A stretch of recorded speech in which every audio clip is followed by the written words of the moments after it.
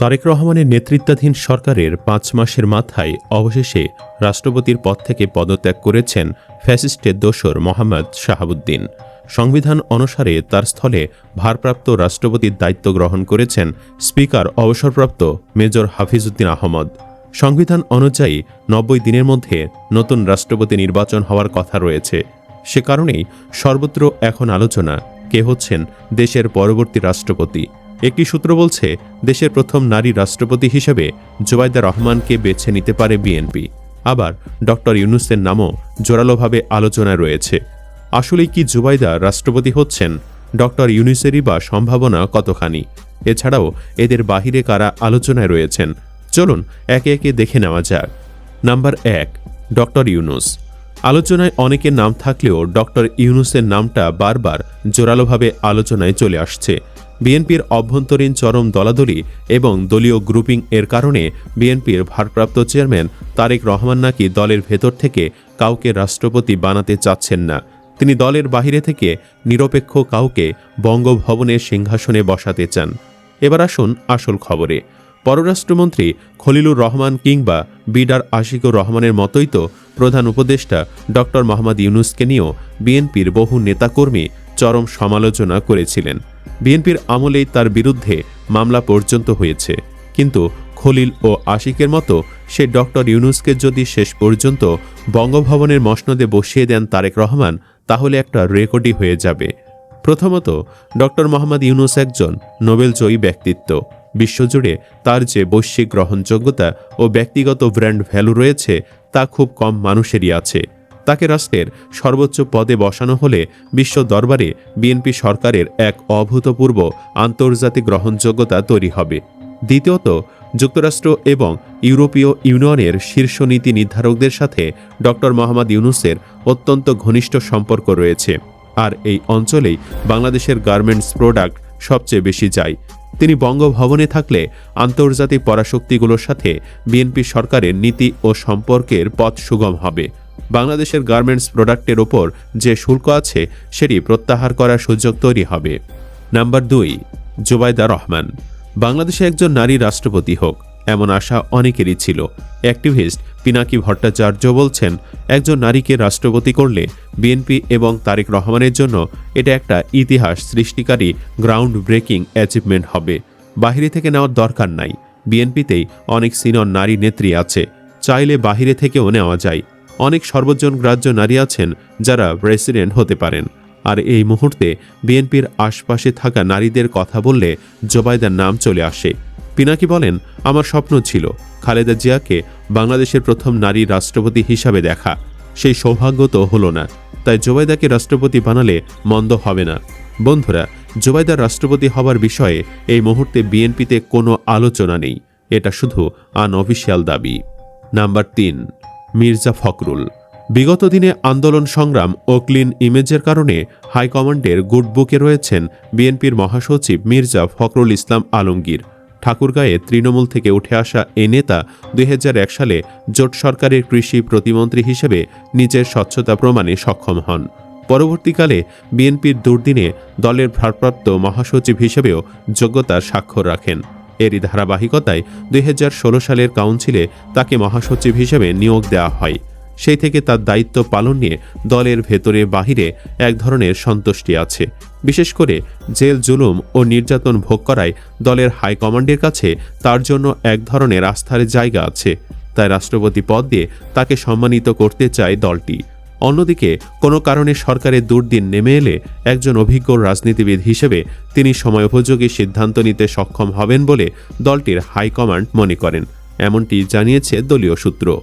Number ৪, doctor Khandakar Mosharraf Hossain. নতুন রাষ্ট্রপতি পদে যোগ্য ব্যক্তি হিসেবে আলোচনায় রয়েছেন স্থায়ী কমিটির সিনিয়র সদস্য ডক্টর খন্দকার মোশাররফ হোসেন। নিজ নির্বাচনী এলাকা কুমিল্লার দাউদকান্দি থেকে একাধিকবার নির্বাচিত হয়েছেন তিনি। ঢাকা বিশ্ববিদ্যালয়ের ভূতত্ত্ব ও খনিবিদ্যা বিভাগের শিক্ষকের পদ ছেড়ে বিএনপির রাজনীতিতে যুক্ত হন তিনি।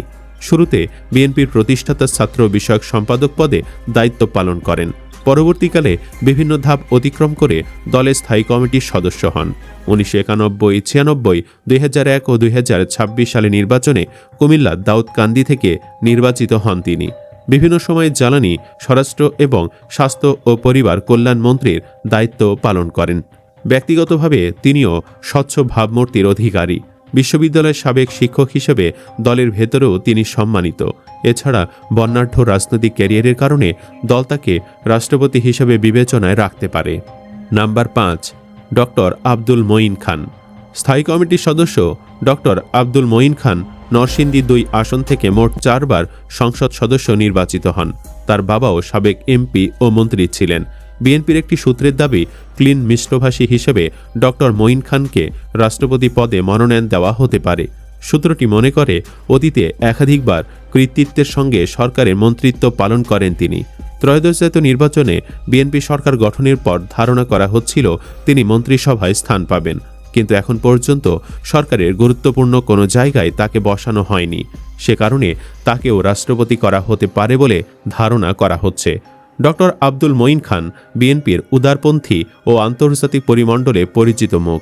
অক্সফোর্ড বিশ্ববিদ্যালয়ে শিক্ষালাভ করা এই রাজনীতিক দীর্ঘদিন বিদেশি কূটনীতিক ও আন্তর্জাতিক মহলের সঙ্গে বিএনপির যোগাযোগ রক্ষায় গুরুত্বপূর্ণ ভূমিকা পালন করেছেন।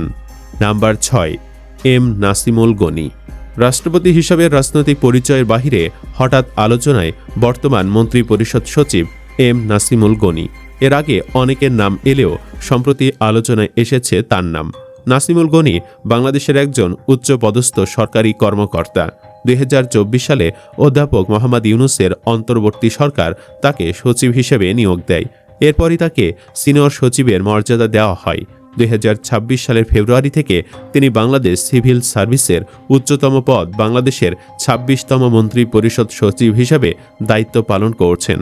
তিনি বাংলাদেশ সিভিল সার্ভিসের 1982 ব্যাচের একজন সদস্য হিসেবে সরকারি চাকরি শুরু করেন। ইতপূর্বে তিনি বাংলাদেশের স্বরাষ্ট্র মন্ত্রণালয়ের সিনিয়র সচিব ও রাষ্ট্রপতির কার্যালয়ের গণবিভাগের সচিব হিসেবেও দায়িত্ব পালন করেন। বিএনপির সূত্র জানায়, একজন দক্ষ আমলা হিসেবে তাকেও রাষ্ট্রপতি হিসাবে পেতে চায় সরকার। নাম্বার 7, নজরুল ইসলাম। ছাত্র, শ্রমিক ও জাতীয় রাজনীতিতে 5 দশকের অভিজ্ঞতা রয়েছে নজরুল ইসলাম খানের। বর্তমানে তিনি প্রধানমন্ত্রীর রাজনৈতিক উপদেষ্টার দায়িত্ব পালন করছেন।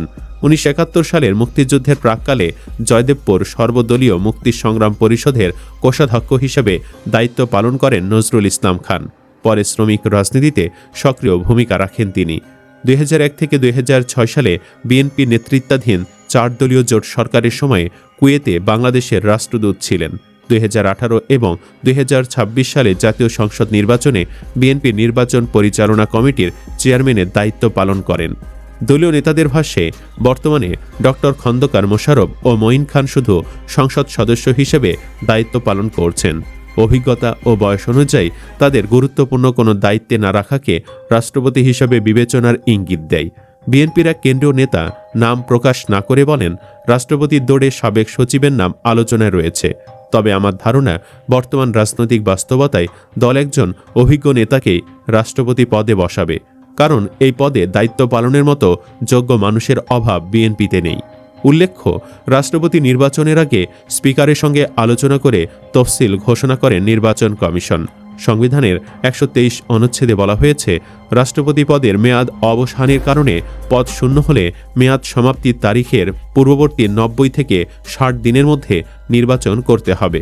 আর বিপক্ষে প্রার্থী না থাকলে তিনি বিনা প্রতিদ্বন্দ্বিতায় নির্বাচিত হবেন।